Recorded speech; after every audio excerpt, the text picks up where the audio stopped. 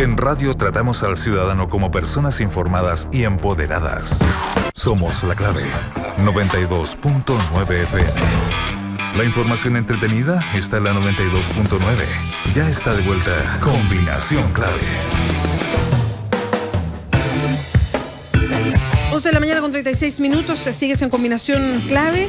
Es un momento bien importante y aquí apelo a varios de los tuiteros que nos siguen en el programa habitualmente, porque muchos han presentado y han señalado, han apuntado por qué este silencio de tantos medios a la hora de hablar de este gigantesco desfalco en el Estado que se está investigando, pero del que se sabe poco. Se proyecta un desfalco que es de millones de dólares, tiene que ver con platas de lo que llamamos este pozo negro, que no conocemos ni siquiera cuánto es, porque es un secreto de Estado, pasa por ministros de defensa, en fin, pero es de lo que se considera defensa nacional, entonces no se cuenta, pero es un desfalco a ese pozo grande que son las platas reservadas del cobre.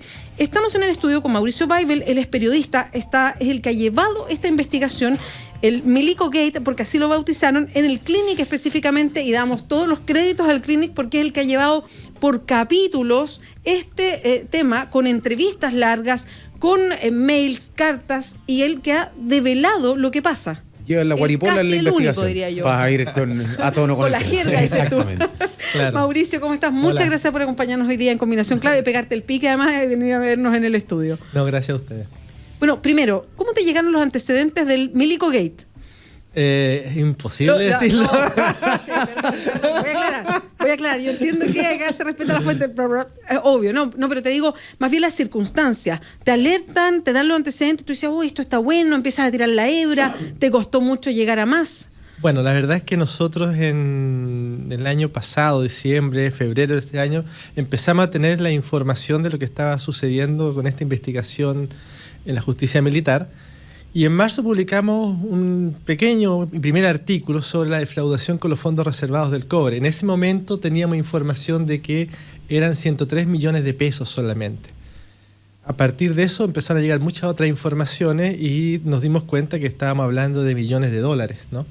Y teníamos ya toda la información lista para cuando era la Copa América, pero nos pareció prudente esperar la Copa América, que pasara, ¿no? De hecho teníamos todo listo un día antes que Chile fuera campeón. Era una brutalidad publicar eso en ese minuto.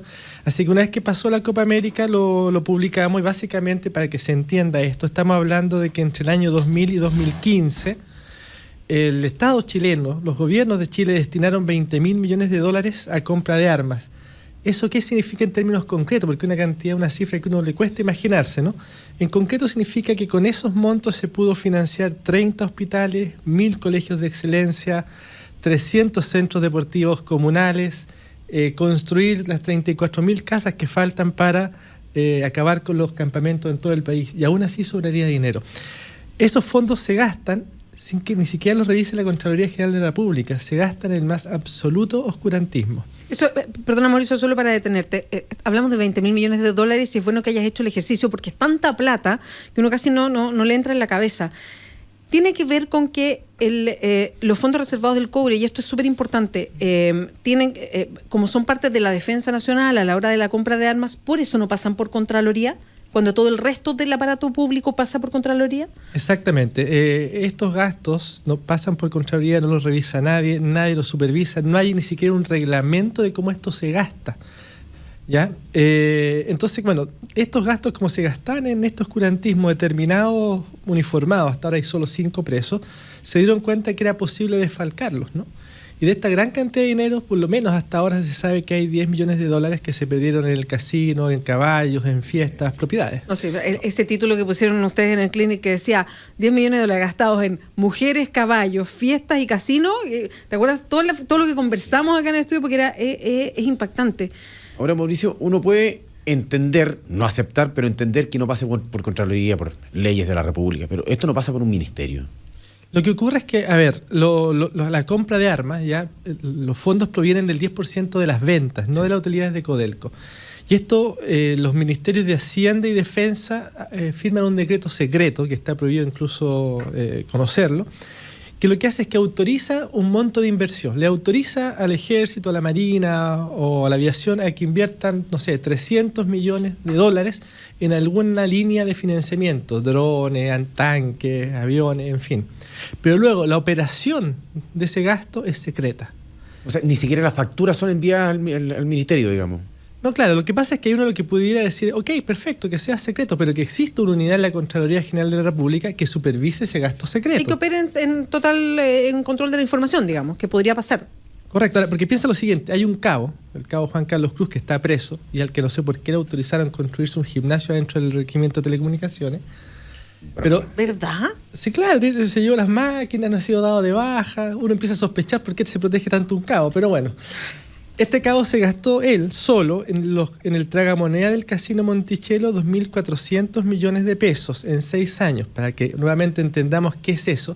Eso equivale a la dieta, al sueldo de un parlamentario durante 25 años. O sea, lo que gana un parlamentario en un cuarto de siglo, este cabo lo gastó en los tragamonedas del Monticello en 6 años. ¿Sabes, Mauricio? Perdona, Pancho, que le voy a contar a Mauricio. Las veces que nosotros leíamos los artículos y los comentábamos acá en el estudio, y las veces que teníamos que repasar las platas, porque era como insólito, o sea, como que, no, leí mal, era menos y estoy leyendo mal. Y después, no, estoy leyendo bien. Entonces, a uno no le entra en la cabeza que pasa algo así. Como un cabo va a gastar esa cantidad de plata durante 6 años en el casino. Sí, hay una serie de factores que hacen posible el delito, además, porque por una parte está todo lo que comentábamos de la Contraloría, todo este secretismo entre ministerios, pero ayer el diputado Pilowski nos decía que también hay un organismo encargado de regular los juegos. Correcto. Y que después de, creo que eran 2 millones de pesos. Sobre 2 millones de pesos que tú gastes, hay una alerta. Tenés que informarlo. Esto no fue informado por ninguna parte, parece. No, además cualquier operación sobre 450 UFs tiene que ser informada a lo que se llama la Unidad de Análisis Financiero del Ministerio de Hacienda. Eso tampoco fue informado. Tienes que pensar que este cabo, él admite que hubo una sola noche en que se gastó 60 millones. Todo esto quedó registrado porque le pasaron una tarjeta Platinum en el Monticello, donde tenía derecho a estacionamiento gratis, bebida gratis, le daban noches en el hotel gratis. O sea, si gastaba todo eso, me imagino que era como el cliente regalón, ¿no? Claro, bueno, ahora, obviamente uno tiene varias dudas, ¿no? Es bien difícil pensar que un cabo burló todos los sistemas de seguridad del ejército, porque de partida, mira, aquí lo que ocurre es que en algún minuto el general Jorge Salas, que estaba a cargo del Comando de Apoyo de la Fuerza, que era la unidad que se encargaba de supervisar estos pagos, él da la orden de que no se revisan más las facturas, que solamente se da orden de pago. ¿Correcto? Ya no se revisan. Y luego el ejército termina pagando, hay 2.500 facturas entre el 2011 y 2014 supuestamente irregulares que incluyen, según admite el propio comandante en jefe, facturas ideológicamente falsas, o sea, trabajos que no se hicieron, facturas materialmente falsas, o sea, no tenían el timbre de impuesto interno, facturas con orden por robo, facturas por extravío, facturas de empresas que ya no existían, o sea, que tenían término de giro. Y uno se pregunta cómo los sistemas de seguridad, de inteligencia del ejército cometen esos errores. Porque, una cosa es que alguien sacó dinero para su pecunio personal, para enriquecerse o para gastarlo en fiestas, mujeres. Pero imaginemos que este cabo hubiera sido pagado por una nación enemiga. Este cabo digitaba todo lo que era, o gran parte de lo que compraba Chile, ¿no? O sea, si alguien le estaba pagando como espía, ¿cómo es que nadie se dio cuenta? Lo otro es que estos gastos eran de empresas que hacían la mantención de los equipos militares. Entonces, segunda pregunta, ¿cuál es la fiabilidad de esta empresa? ¿Cuál es la condición actual operativa de los equipos militares? Porque además estas empresas siguen siendo proveedores del ejército y se les siguen cargando trabajos hasta el día de hoy.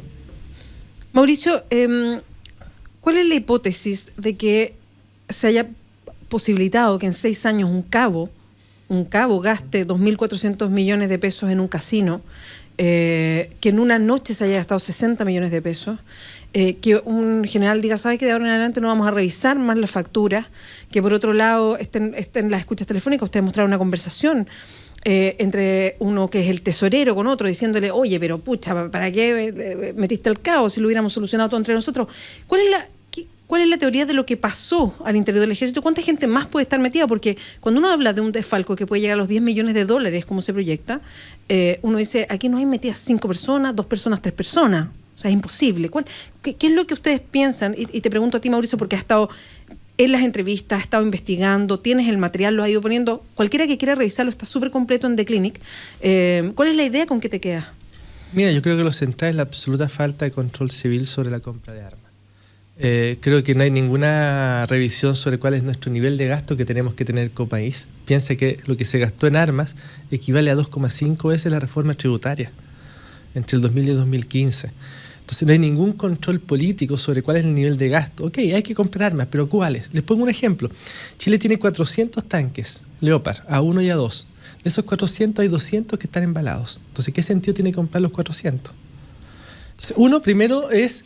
Están guardados como en bodega, una cosa claro, así, ¿no? Entonces, primero que nada es qué hacer con estos dineros. Por ejemplo, de estos 20.000 millones, hay 5.000 millones que están sin gastar y que no se pueden destinar a ningún otro ítem. Esos 5.000 millones de dólares están en el Banco del Estado. Equivalen a 17 veces el dinero que se requiere para iniciar la reforma de la educación superior. Entonces, ¿por qué esos dineros no se destinan o a reconstrucción o a salud, etcétera, ¿no? Entonces, luego está el tema del control de la Contraloría. Perfecto, que esto sea secreto, pero que existe una unidad en la Contraloría encargada de los gastos reservados, ¿ya? Fíjate que esto es bien complejo. Nosotros le hemos pedido hace mucho tiempo, como de clínica, al ministro del Interior, al ministro Burgos, que por favor nos dé una entrevista porque esto ocurre y se destapa cuando él era ministro, ¿no? No ha querido darnos la entrevista y le hemos pedido que al menos nos responda por último por escrito 2 preguntas. La primera, ¿cuándo le informa a la presidenta de los hechos? Y la segunda, si hubo desvío de estos fondos en campañas políticas. Y se ha negado sistemáticamente a responder las 2 preguntas. Entonces nos parece ya bastante dudoso. ¿Hay sospecha, perdón Mauricio, de eso? Perdona Pancho. ¿Tenemos algunos ¿De que hubo indicios, desvíos a campañas políticas? Tenemos algunos indicios ahí bastante complejos. ¿En serio? Sí. Y, perdona, ¿nos puedes contar algo más de eso? No todavía, Ya. pero tenemos ciertas empresas y ciertos indicios y estamos pidiendo información por transparencia, pero el mayor indicio es el silencio del ministro. Mauricio, uno puede intuir la respuesta y a la vez saber que no la puedes dar, pero a la luz de lo que uno lee, a la luz de lo que te escucha, los altos mandos algo habrán sabido, digamos. Sabían, de hecho, te lo puedo decir así de brutalmente, porque el año 2011 el ejército detectó una operación de este tipo en la que estaba involucrada la sargento Simonovich, hoy día presa, y también su oficial Claudio González Palominos, también hoy día preso por este caso. Y esa operación incluía justamente el pago de una boleta ideológicamente falsa e incluía al mismo proveedor, Raúl Fuentes Quintanilla. Hay varios proveedores, pero este es uno de los principales. Y el ejército, pese a tener la investigación, tener los nombres, tener la factura, no tomó ninguna de las medidas que ahí se decidieron. Además, no lo informó a tribunales ni inició un juicio. O sea, podríamos pensar que no todo se hizo a espaldas de los altos mandos, digamos. No, los altos mandos sabían, un informe que le llegó al alto mando, en que además se dice que por favor esta gente la saquen y nunca la sacan. Esta persona sigue siendo la secretaria del general Ureta. Los altos mandos sabían perfectamente lo que estaba pasando. Ahora, Mauricio, bueno, la denuncia es bien lapidaria, digamos, bien brutal, y yo no te veo ni con chaleco antibalas, ni con espejos retrovisores caminando, y da para pensar que habría que protegerse de repente, ¿no? Quizá. Sí, puede ¿Pero ser. te han llegado amenazas, Mauricio, no? No, hace 3 años me pasó algo parecido, digamos, pero que fue cuando asaltado en la casa 3 veces, pero la verdad es que ahora estamos tranquilos todavía. Estamos conversando con Mauricio Weibel, es el que ha llevado toda la investigación que ha aparecido en el Clinic como Milico Gate y que nos está contando detalles. Mauricio, ¿qué lectura hacen de que el ministro no conteste las preguntas? Que no haya una referencia por parte de la moneda directamente a este caso así en extenso, que no aparezca, que no sea tema nacional como los casos Penta o los casos SQM, que no sea algo que no esté en portada de los diarios de circulación nacional en este país, que sean algunos medios que lo toman. ¿Por qué crees tú? Mira, yo tengo la sensación que los fondos reservados del cobre y la gigantesca cantidad de dinero que se destina a la compra de armas, el último vestigio de la dictadura, fue parte del acuerdo, ¿no?, que se hizo para la transición. Yo creo que es un tema que realmente al inicio, cuando recién los otros medios no tomaban el tema, pensábamos que era por un tema de capacidad operativa, ¿no? Hay tantos casos de corrupción que probablemente decíamos, otro más es difícil.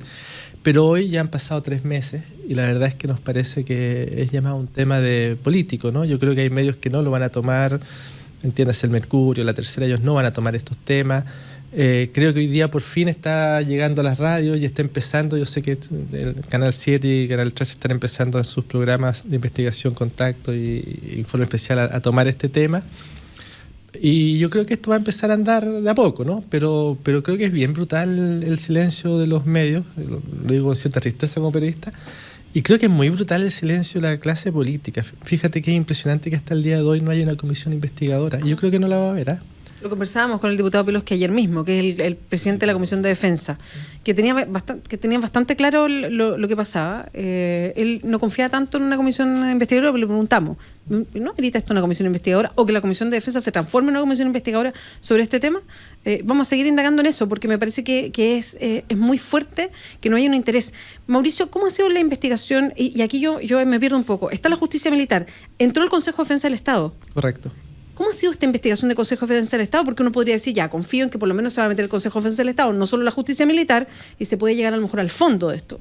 La verdad es que tiene una condición judicial bastante extraña, porque los militares involucrados en los hechos son investigados por la justicia militar. Los civiles involucrados en los hechos son investigados por la justicia civil, porque las empresas son civiles. Hoy día está en el Tribunal Constitucional una presentación, no sé cómo decirlo, que hace el cabo Cruz, que está detenido, este cabo con el gimnasio. El cabo del casino, digamos. El cabo del casino, ya, que pide que el Tribunal Constitucional determine si es constitucional o no que un juicio se siga en dos justicias. Y la verdad es que yo no tengo mucho recuerdo de algo que haya ocurrido así antes. ¿Perdón, quién defiende al cabo? ¿El ejército? No, tiene un abogado, lo ha cambiado, varias veces no me acuerdo. Ese es otro tema, están entrando algunos abogados de bastante renombre. Eso te digo, o sea, porque como que un cabo con estrategia, yo por eso decía, pensé que era el ejército, vaya al Tribunal Constitucional, es porque una estrategia mayor de los abogados, ¿o no? Sí, ahora él, o sea, no tengo muy claro ese detalle, pero están empezando a entrar algunos abogados bastante importantes al tema, ¿no? Y al ruedo. Entonces yo creo que esto de a poco va a empezar a darse vuelta, ¿no? Pero es bastante, bueno, a mí me encantaría poder llegar a entrevistar al cabo Cruz, que creo que es un personaje muy periodístico, ¿no? Muy especial, así que sería encantador. ¿No ha querido? O no sé si ustedes han podido llegar a él. No hemos podido llegar a él, ha sido difícil, está adentro, está preso. Solicitar una serie de permisos para llegar al... No necesariamente, pero bueno. Siempre hay la opción.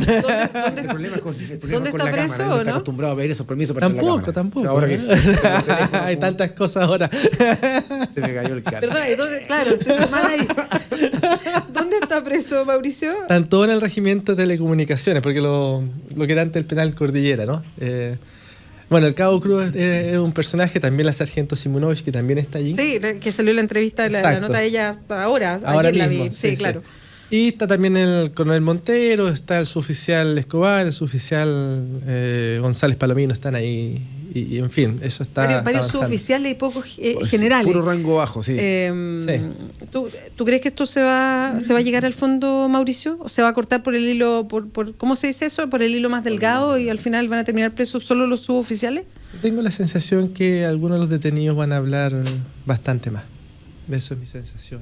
Creo que esa es la idea, y creo que por lo menos un par de altos oficiales van a empezar a rodar en esta historia. No sé si finalmente van a ser detenidos, pero a ver, hay cosas bastante sospechosas. Por ejemplo, creo que hay algo que tiene que explicarse, ¿no? Algunas de las empresas que ingresan como proveedor a los fondos reservados del cobre son empresas recién constituidas. Por ejemplo, la empresa Tajamar se constituye en febrero, enero del 2013, y en marzo del 2013 ya está como proveedor estratégico del ejército. Nadie así entra a ser proveedor de Codelco, ¿no? No. Y las tres primeras facturas, la factura 01, 04 y 07 de esta empresa por 150 millones de pesos, son para el ejército. El que autoriza que esas empresas sean pagadas, que esta empresa ingrese, es el general Ureta. Hay una explicación que hay que dar. El general Salas, ¿por qué a la orden de que esto no se revise?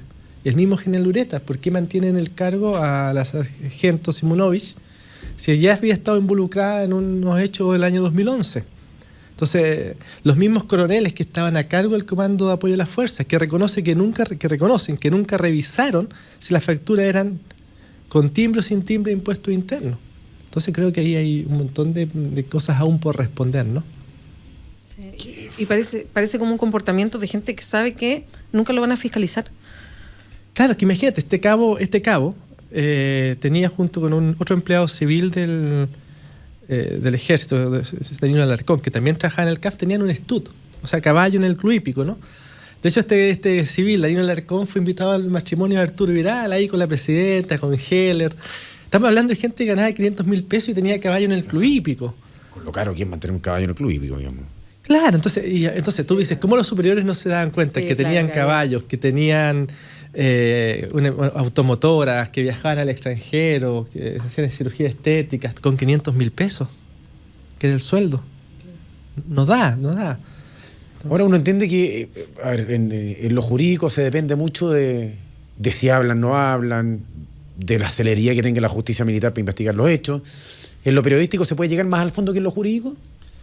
Sí, no va a estar fácil. Nosotros nos han llegado mucha información, pero tenemos que ser muy cuidadosos de chequearla una por una. No, mira, aquí yo siempre trabajo, yo no trabajo con los de récord, ¿ya? Que es una cosa que le he dicho mucho a la gente de La Moneda que me mandan información los de récord. Digo, yo no trabajo con los de récord. Puedo trabajar con fuentes anónimas que me pasan materiales, pero no publico cosas en off the record. Y aquí tenemos que ser muy cuidadosos porque efectivamente estamos hablando de un tema muy, muy, muy delicado que atañe a la defensa nacional, pero además de una defraudación bastante gigantesca. O sea, esto es más que Penta, es más que Sokimich, y solo en 3 años, ¿eh? Ni siquiera estamos pensando en ir más atrás. ¿Cuáles son las otras aristas? Estos proveedores también eran proveedores en la operación de paz en Haití. ¿Ya? El tesorero del ejército que está preso, estamos hablando del tesorero, ¿sabe lo que habla? Dice que estos fondos también se desviaron fondos a financiar favores para ex-CNI, por ejemplo, casas para personas que estaban en familias de CNI. O sea, estamos hablando de una situación bastante grande, donde ya hay varios implicados que están admitiendo los hechos. ¿De los fraudes estatales más grandes que se conocen? Yo creo que sí. Fíjate que cuando los famosos Pinocheques, que generó una movilización tremenda, eran $3 millones. ¿Ya? Aquí estamos hablando de 10 por ahora, porque ni siquiera la fiscal y la policía de investigaciones han logrado determinar el monto total, la cuantía total de lo defraudado, y mucho menos dónde está. Entonces, ahí hay un tema no menor, ¿no? Hay un tema no menor de resolver. Y yo insisto, a mí me parece preocupante que el gobierno y los ministros de defensa se nieguen, y el ex ministro de defensa de Burgos se nieguen a hablar. ¿Por qué, Mauricio, tú crees que se niegan a hablar? Yo creo que hay una cierta, no sé, obsecuencia ante los militares. Creo que y de verdad que a mí me parece muy sospechoso que el ministro Burgos no quiera decir si hubo o no desvío de fondos reservados de la defensa a campañas políticas. Creo que el que él se niegue a responder eso, ¿ya? Todo esto está respaldado en mails y en WhatsApp y una serie de otros intercambios que hemos tenido con sus asesores. A mí me parece que eso es tremendamente grave. ¿Y la respuesta es no o no hay respuesta? No, la respuesta es que no nos van a responder y no responden las preguntas y etcétera. Sin razón alguna.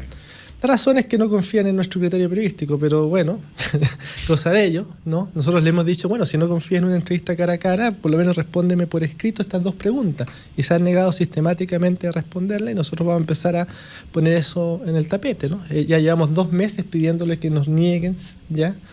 Si hubo o no, digamos, desvío de fondos reservados de la defensa a campañas políticas y no han dicho nada.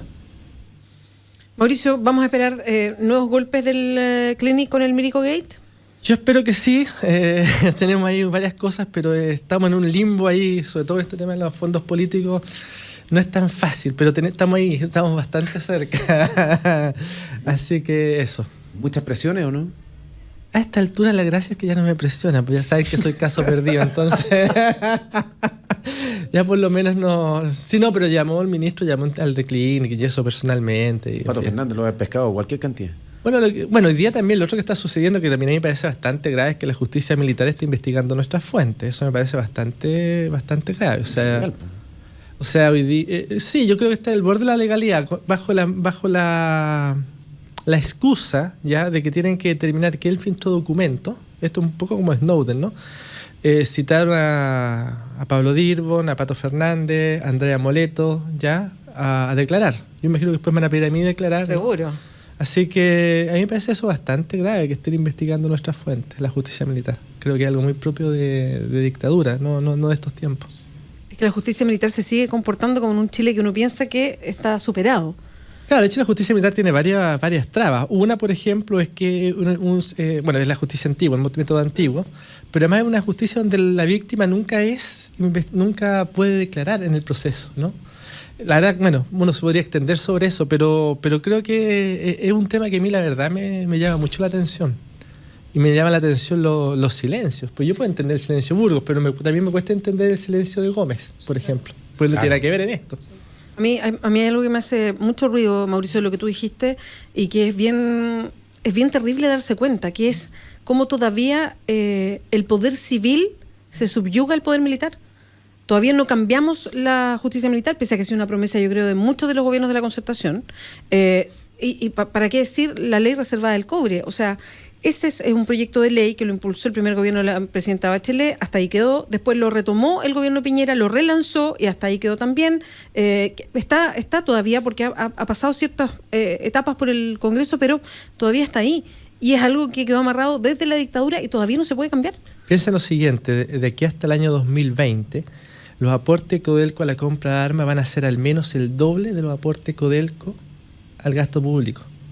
Pues qué insólito. El Mercurio publicaba el otro día, hace 2 días atrás, que el primer semestre de este año los aportes a la compra de armas fueron el 95% y los aportes al Estado fueron un 5%.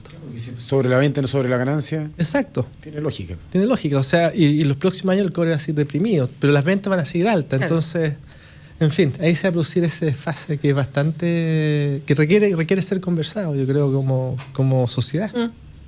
Bueno, Mauricio, queremos agradecerte harto que te hayas pegado el pique, porque además nosotros estamos usufructuando de ti. O sea, te pegas el pique, pero para contarlo de tu propia investigación, que está en el Clinic. Pueden leer la serie completa, está increíble. La verdad, los datos uno tiene que leerlos varias veces porque no lo puede creer cuando los lee.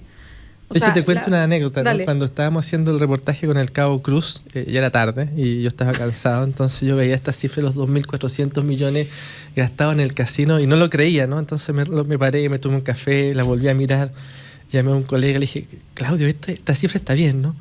Me dijo, sí. Y bueno, nos costó mucho creer la cifra. Y la revisamos y claro, teníamos 3-4 documentos, era la misma cifra, teníamos la declaración del Cabo y era la misma cifra, entonces la verdad que sí, efectivamente cuesta creer la cifra. Es que a nosotros nos pasó, que leímos 2.400 y yo retrocedí, no, deben ser 240. No, son 2.400, pero es que como no puedes creer la cifra. La otra vez cuando hablamos, cuando contábamos acá de los 10 millones de dólares, que es la proyección que hay hasta ahora, proyección porque puede ser más.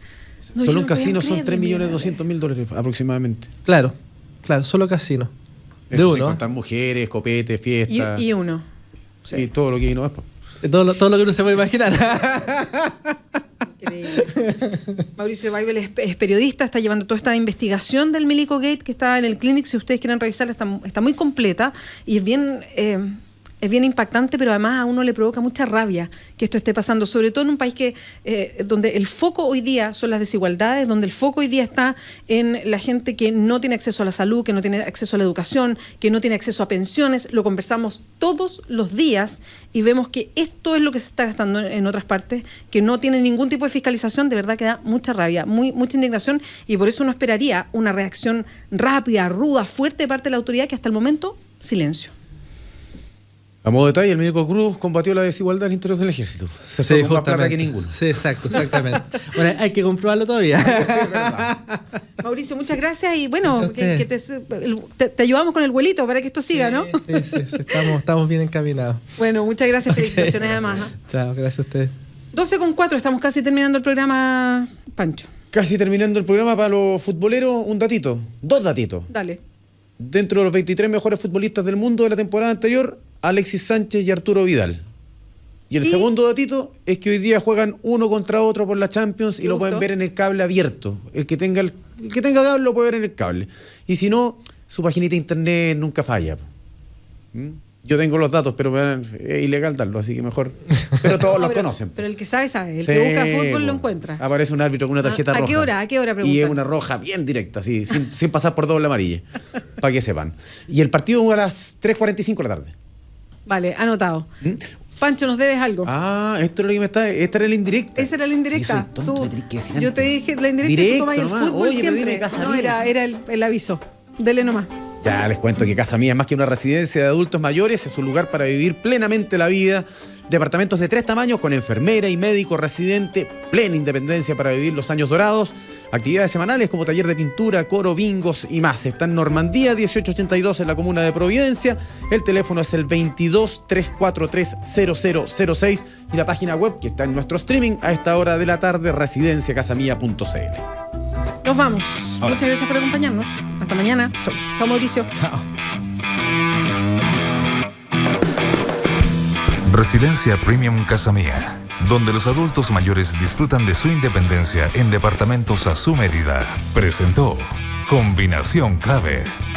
En la 92.9 fueron 3 horas de información, opinión y debate. Combinación Clave. Mañana volvemos para seguir desmenuzando la contingencia con los temas que nadie toca, pero que a ti te interesan. Combinación Clave. Solo en La Clave, tu nueva número 1. El tiempo